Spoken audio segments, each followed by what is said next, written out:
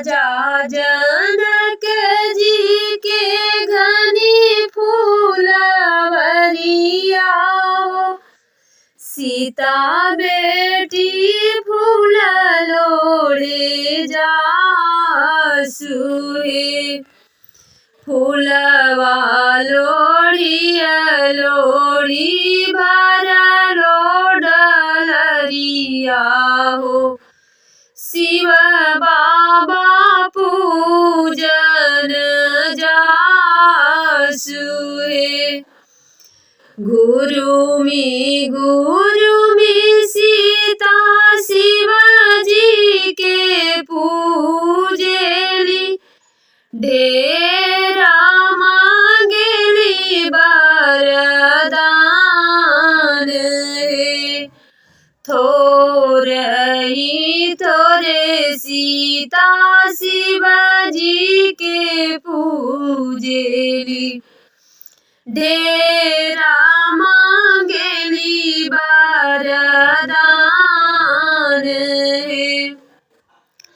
कवनी समया शिव जी लक्ष्मण मिलिहानि।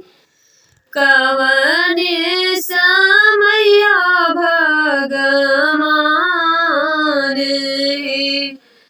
कवने समया शिव जी धेनु सटुटिहन।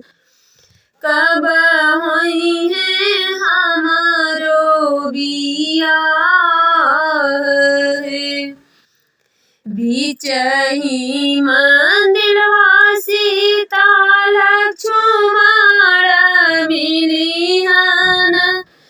बिचही फूलवरिया भगवान हे। साझिया बेरा सीता धेनु सटुटिहन। तब होई है तोहरो बियाह हे। साझिया बेरा सीता धेनु सटुटिहन।